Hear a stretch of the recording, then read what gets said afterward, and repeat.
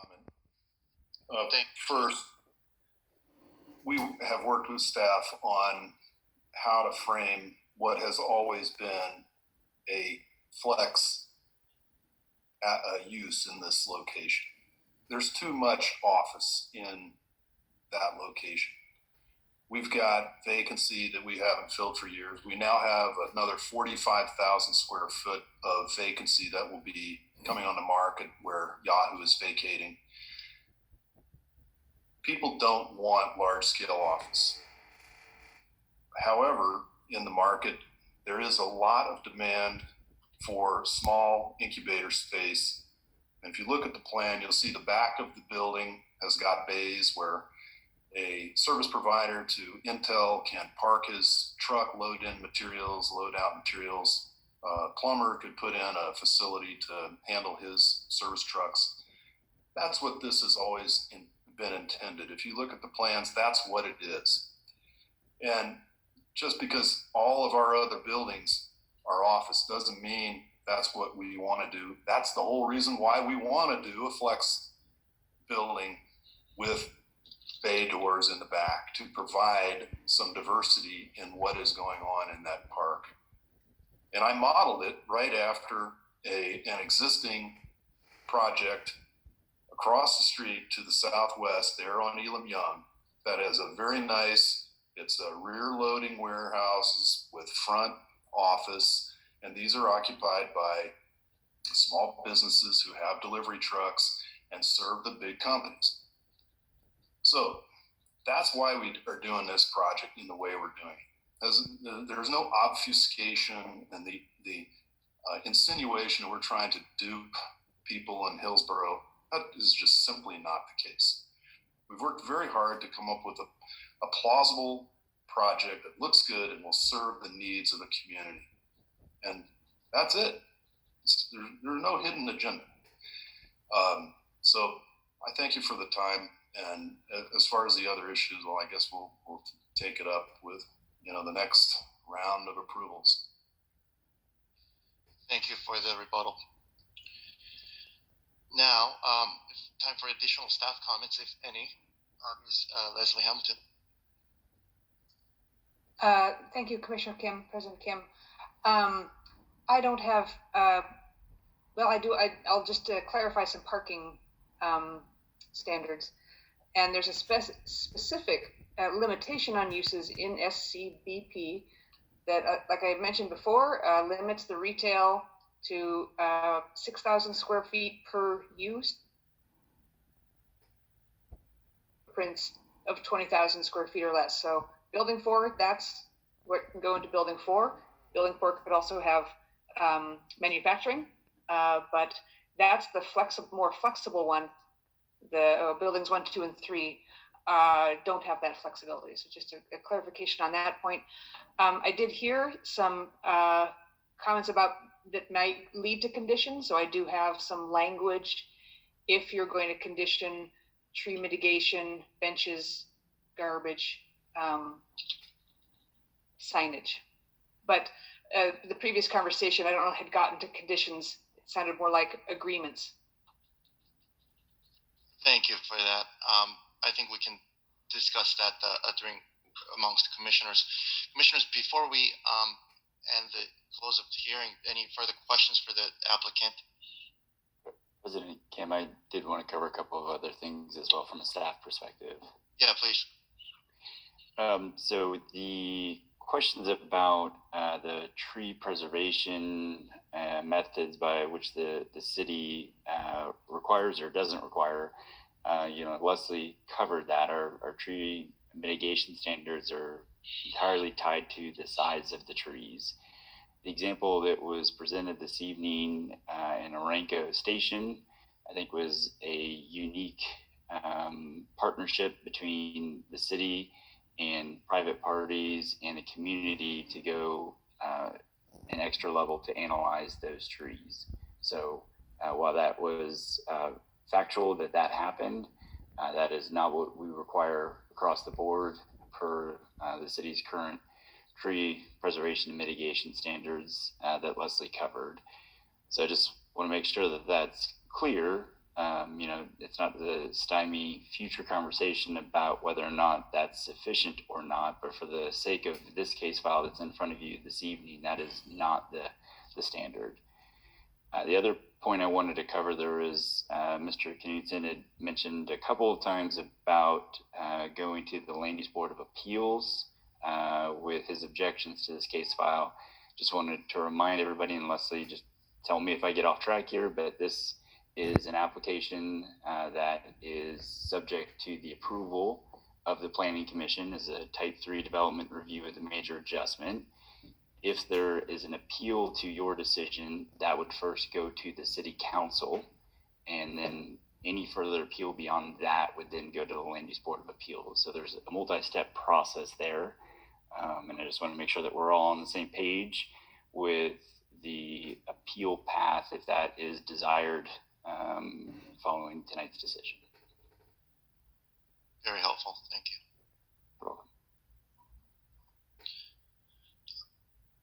Commissioners, any questions for the applicant before we close hearing?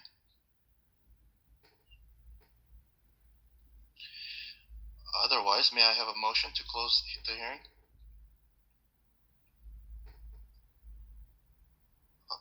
Charles, I think you're on mute. I could almost hear it though. Yes. Okay, so moved. I'll second. I have a motion by Commissioner Fleischer and second by Commissioner Grillo to close the hearing. All those in favor, please say aye. Aye. All opposed? Any abstain? Motion carries. Now we're in the part of the Planning Commission deliberation where thoughts, comments, or questions on this request among commissioners are shared, also possibly with staff. I'll go first on this one. I think a few thoughts. First of all, we've already discussed the benches. I think benches and proper welcoming signage for the public should be added as a condition, which would really go in alignment with providing public benefits. And I think it's important to talk about the testimony we've received, written testimony we've received, as well as the verbal one we've had today. I think certified arborist report for me is the evidence that I'm considering tonight. And despite the public testimony that we heard tonight challenging possibly the legitimacy of the report, given that I don't see any other reliable evidence contrary to the arborist report I have at hand, I have no issue as to the oak tree removal matter. And I think whether the accepted method, I think, Commissioner, Ayer was getting to this, whether accepted method of analyzing trees is appropriate or not, I think, well, first of all, it's not our approval criteria, so we don't even have to comment on that. But I think to the extent that residents of Hillsborough have issues with that arborist method, I think that should be dealt on a separate channel. I don't know what, but certainly not a planning commission's public hearing. Perhaps those residents can reach out to the planning department and see what channels they can get to. The parking, I think with respect to the parking concerns, if at all, I do not have any. And the reason for that is because given the limited use of the project, which is clearly spelled out in one of the conditions, the SCBP limitation, I think that parking is a moot point for me at least. I think that's all I had. Other commissioners, thoughts, comments? Commissioner Ayer? Commissioner Kabuli? Oh yeah. Yeah, I think I'd like to echo what President Kim has mentioned. In my opinion, the applicant has made a good faith effort to present a very nice product, very well thought out product with collaboration with the city and issues of the trees and all those. From what I'm hearing from the report, reading from the report, is a certified professional. So I'm of the opinion that if you're already certified in a particular profession, you're not likely to jeopardize your license by engaging in things that are unsavory. So I really 100% believe in what the report says about the trees. I like the public benefit, the issues of walkways, having benches. I mean, that's an added benefit to the public. It makes it an interactive space. The other thing I really liked in the design and just the overall presentation is just the clear separation of pedestrian and vehicular traffic, just for safety reasons. So personally, I do not have any issues with the material that was presented today, and I just want to say kudos to the applicant and kudos to the staff for working together to present something that can pass the sniff test.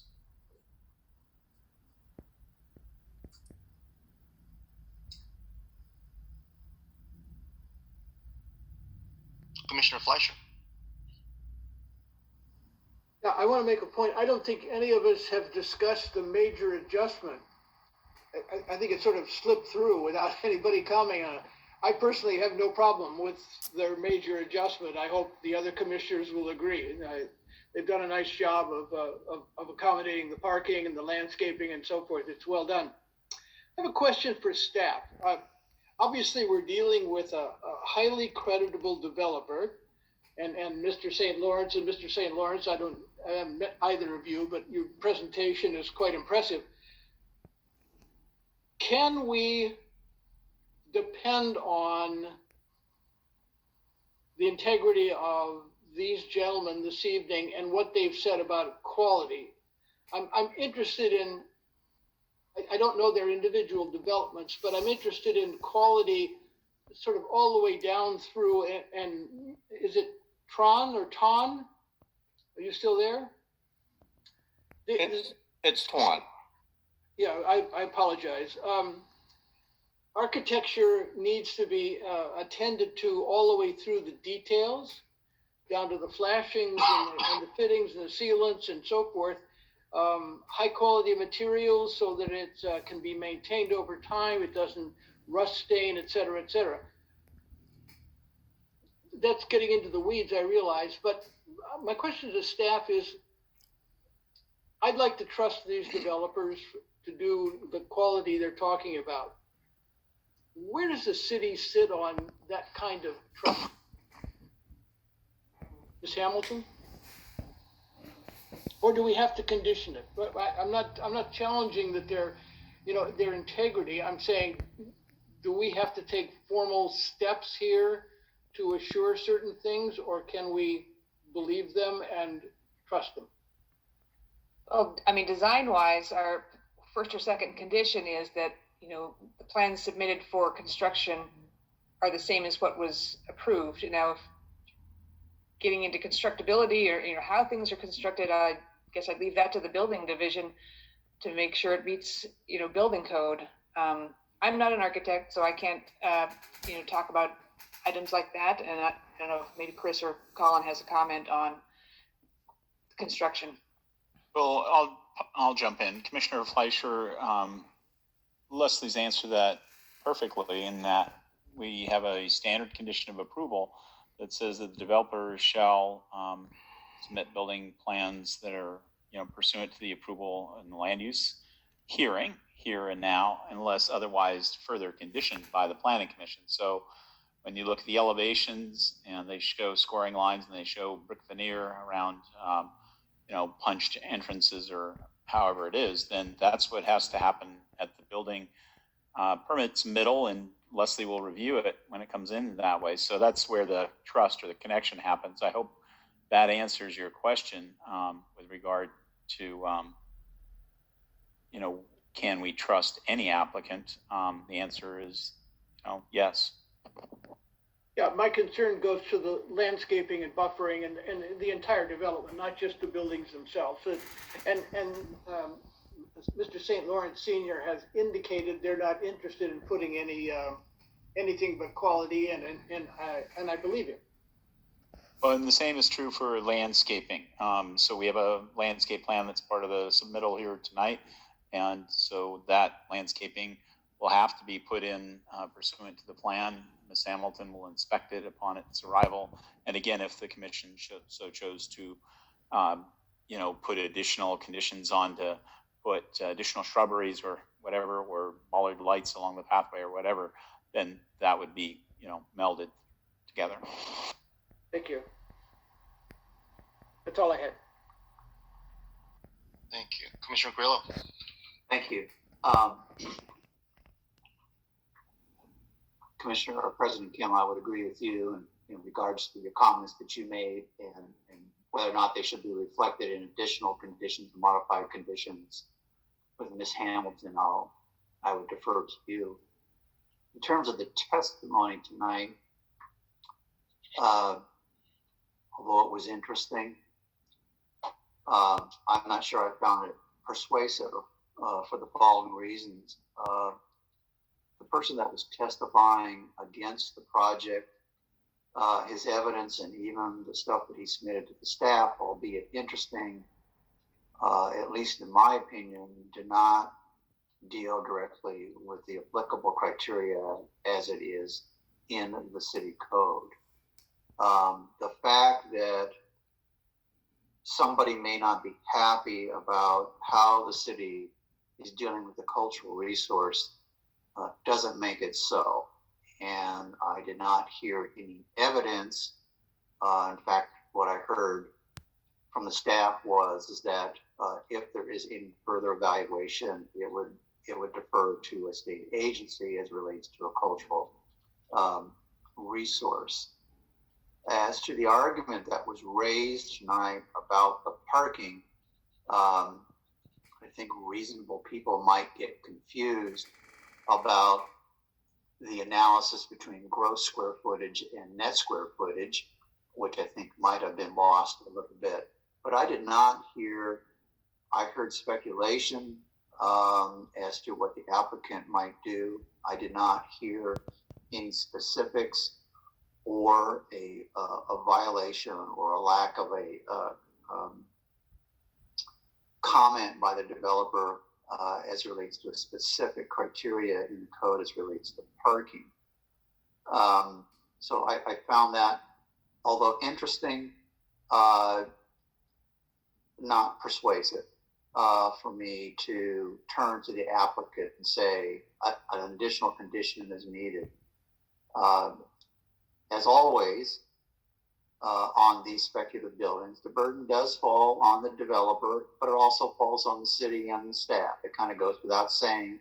You have to check the building, you have to check for the TI improvements, which I presume there will be a variety of tenant improvements that'll come along the way, and the staff will have to take a look at the use, and we'll have to make sure that use stays inside of the SCBP zoning district in the criteria. And I have not heard or have anybody showed me particularly that the staff is running amok, with all due respect to the planning director. So I find that speculation to be just that, speculation, and not something that I can deal with. And as such, President Kim, I am inclined to approve this application with the conditions and the additional conditions that you stated. Thank you.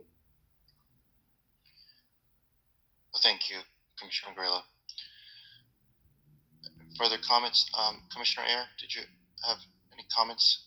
Yeah, I looked at the application in detail, and I investigated the actual code that goes through the number of parking spaces, and y'all are fine. I don't see any issue there. Leslie also clarified some questions I had regarding the same, which was simply it was a calculation assumption that I'd made, but my issues are all totally unrelated to this application and the current laws, because as it stands, with the current codes and the current laws, I don't see a problem with the application. For future, that's a whole different ballgame for me. Also, just as a point of clarification, once you start digging, if you do find any remains, it automatically goes to the cultural resources department, and you stop the digging, they start investigating, blah blah blah. Is that right?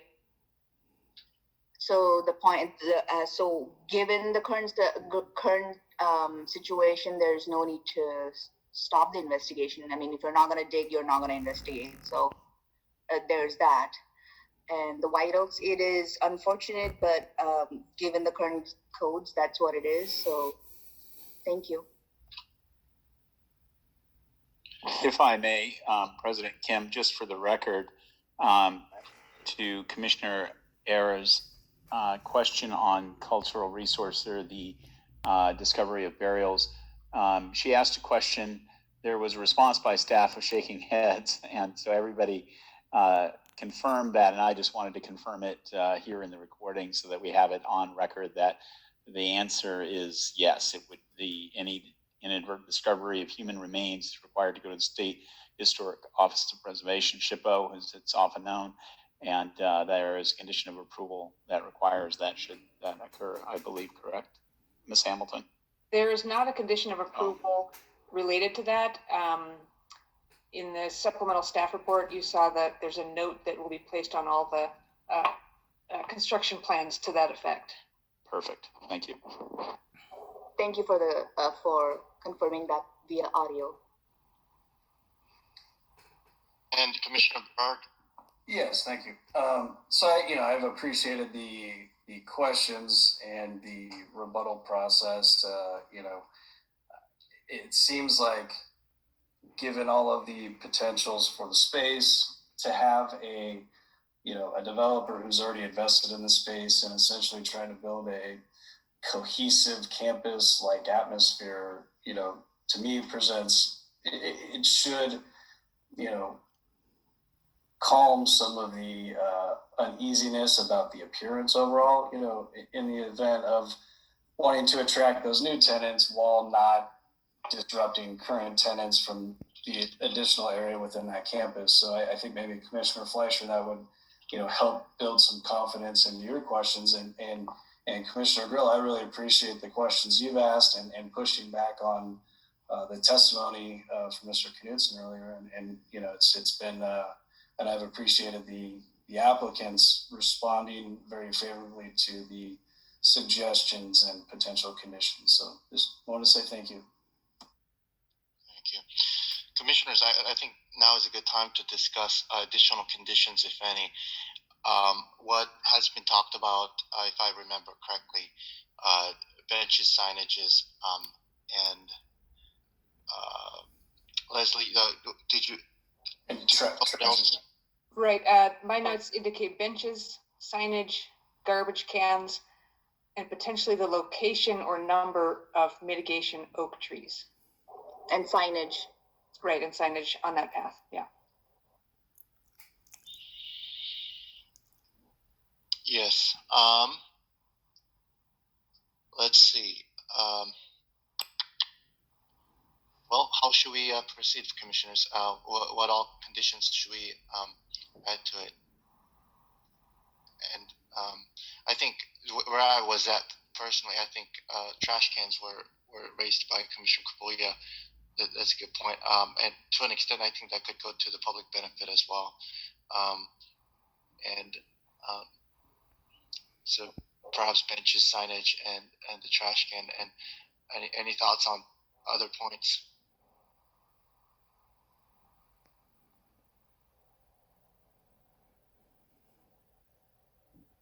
No.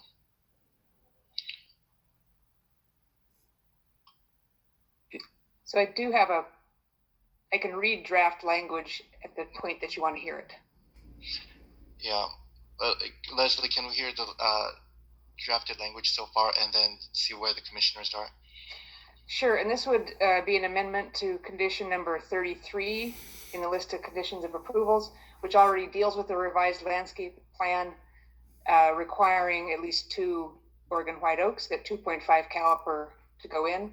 So it would read, prior to issuance of the private utility permit, the applicant shall submit a revised landscaping plan that includes a bench and trash receptacles along the public pathway, signage on the eastern terminus of the public pathway that indicates public access on the pathway, and at least 2 new Oregon white oak trees with a minimum size of 2.5-inch caliber. And just to be clear, was it a bench you read? Okay, so I think there should be more than a bench. I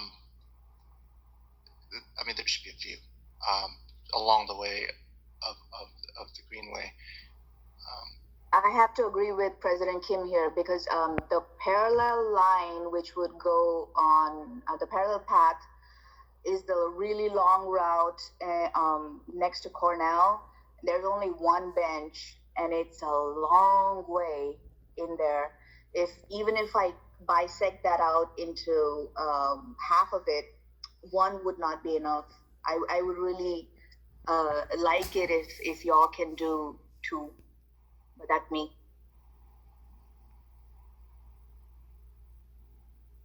And I'd like to mention too, there are 2 benches already to the north of the West Park 2 spot, so it would be a total of 4, I believe.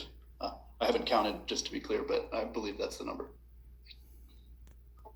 A detail about the white oaks. I don't mean to push a bias or anything, but where did the 2.5 caliper come from?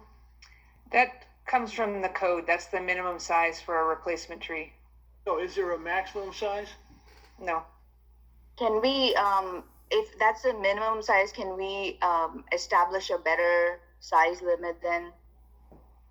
Well, that, and I don't mean to have a discussion amongst the commissioners, but if we're going to recognize the significance, and as was pointed out, white oaks are very slow growers. So if we don't establish a presence when they first put it in, I think it would be a mistake.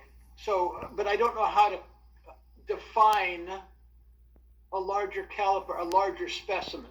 I know they exist because of the, Big Trees Corporation here in Hillsborough. Staff, do you have any sense of the gradients of trees? I don't. Only in relationship to other city codes, other cities' codes that have had more of a range of 2.5 to I think 3 or 3.5. That's not where Hillsborough is. Is it actually possible to simply move the trees, the healthy trees? I don't know. I'm asking. No. Probably not. When they're as big as they are, the root ball is going to be the size of the lot, okay? Try to move it healthy. Commissioner Fletcher, Go ahead.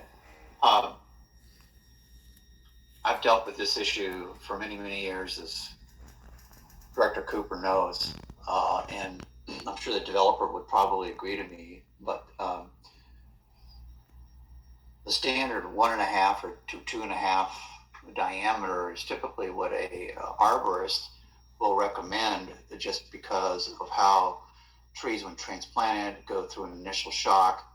They don't grow very much the first year, even when they've got a lot of TLC, and it's really not until the 2nd or 3rd year that trees really tend to root out and to grow, and that's when there is more aggressive growth.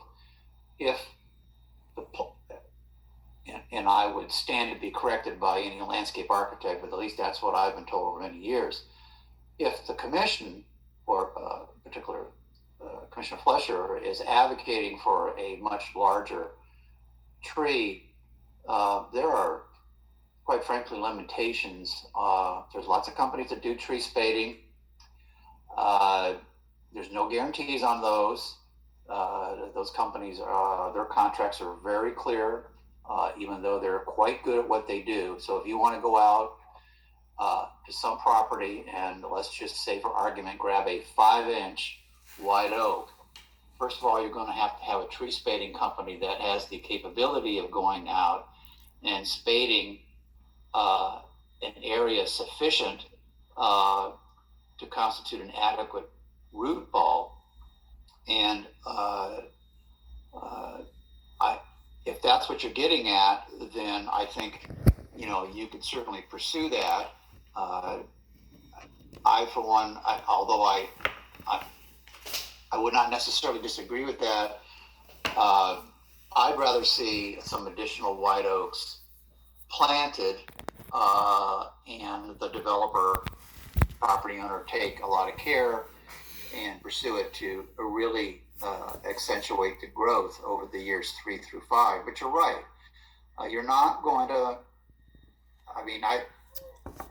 I don't think I have ever seen in my career a large white oak transplanted successfully. I have seen different variations of pine and maple. I would defer to other great minds on the staff on this issue. I know there's a tendency to want to hit something out of the park, but since we don't have a particular company here that could give us detail on what it would take to spade, I'm just picking something, a 5 or 6 inch oak, to quote, make a statement right off the bat. I am sure they're going to have a lot of caveats to their tree spading. And I guess that's really the only way that I can comment. We've got 2. There's been an argument or a suggestion that we should have 4, if I'm understanding it, Ms. Hamilton. And I'm comfortable with that, recognizing that Commissioner Fleischer, you and I are young in age, and we will see these oaks grow. And one day we will sit underneath one of these oaks. Not planted. Or be buried under one. Thank you. Yeah, Commissioner Kabulia. I'd like to add my 2 cents on that subject. One, there are 2 things. The size, the bigger the size you go, there's 2 things. It becomes very costly. And the other thing is there's a high likelihood you'll have to redo that tree. Establishing those trees, the bigger it is, it's really difficult to establish. I've gone through that exercise on the wingspan out there, and it's a lesson we went through that. And I think the 2.5 caliper size, it's been researched for and proven to be easier to establish. So the larger you go, there's a risk it might not, and we are forcing the applicant to come back and have to redo the same thing. So just wanted to point that out. Okay, so I accept the arguments. 2.5 is fine. I want to try some wishy-washy words in the condition, and that is, first of all, I think maybe there should be 4. At least 4 would give us a presence. And secondly, that they should be handsomely sited within the landscape. I would hope that has some definition about, adjacent paving, benches, location, visibility, honor, whatever. But that's sort of the best we can do tonight, I think. As well as the 2 additional benches, Leslie, in addition to the existing ones. President Kim, if I can ask Vice President Fleischer, the comment about where the trees are placed relative to the overall design, can we say integrated into the overall site design so that Leslie has a bit more objectivity in how she's making sure that condition is implemented as you intended it? I think I'm concerned about this subjectivity of, handsome or attractive, that might, cause us concern in how we implement that in the future. Okay, well, let me expand that just a little bit further. Integrated into public area. Okay. Site design. I suggested, and I didn't hear the applicant push back, that they could be placed in those public areas to the north and south of Building 4 or something like that. And I think technically, since it's a commissioner deliberation, the applicant cannot respond even if they wanted to. No, but I'm saying when it was discussed, that was my understanding that they agreed to that. Okay. Does that make sense, Leslie? Right, now, let's see, and it was, looking at my condition, 2 benches, 4 Oregon white oaks at 2.5 calipers, integrated into, and what was the rest of the, The public areas to the Okay. north and south of Building 4. not, do you mean all 4 would be integrated into those places, or? For the time being. Because the south activity area is quite hardscaped. Yeah, and probably that's why I want to tie it with the site design as opposed to, you know, being so prescriptive. Then it kind of loses to what Mr. Berry mentioned. It loses the objectivity, and it's gonna be, I mean, it's beautiful here, it's not beautiful there. Who decides that? But you can look at it in the context of the overall site design. Commissioner Fletcher, what if we leave the actual placement to be sufficiently big for Leslie to place it that goes in, to be integrated into the overall design? Would that suffice for your goals? I can barely hear you. I'm sorry. Maybe it's only my reception, but I think I agree with you. So that's fine. Yeah, just to be sure, I said I'll say a little bit louder. For the 4 oak trees to be integrated in the overall site design. So of course the applicant to work with the staff, Leslie, to accomplish that in general. That's fine. Absolutely. Yeah. What my concern is that they're not tucked in a corner someplace next to the trash can, because they are symbolic. They have a meaning. They will, you know, they're representative of the region and what was lost. So done. And Chris, did you have a comment? No. I I'm can just trying read to- the entire condition as I know what it. Yeah.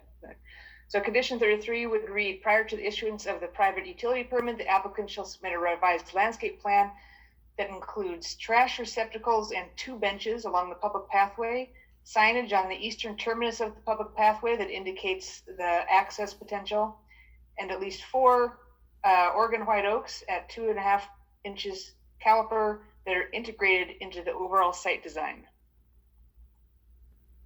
Yeah, I would take out at least 4 and say 4. 4, okay? Yeah. That's okay. Fair enough. President Kim, are we ready for Sounds the good. gavel? Yes, for the motion, please. Yeah, sorry, is the discussion completed? Yep. Seeing that there's no further discussion, I welcome a motion. I move that we approve order number 8334, case number 046-20, West Park 4, and thank the applicant for a great job. Second the motion. Thank you very much. We have a motion on development review 046-20. Motion by Commissioner Fleischer, second by Commissioner Kavoya. All just to be sure to include the conditions mentioned by Leslie. All those in favor, please say aye. Aye. Aye. Any opposed? Any abstain? Motion carries. Congratulations, applicant. For the Planning Commission, we'll take a 5-minute recess and then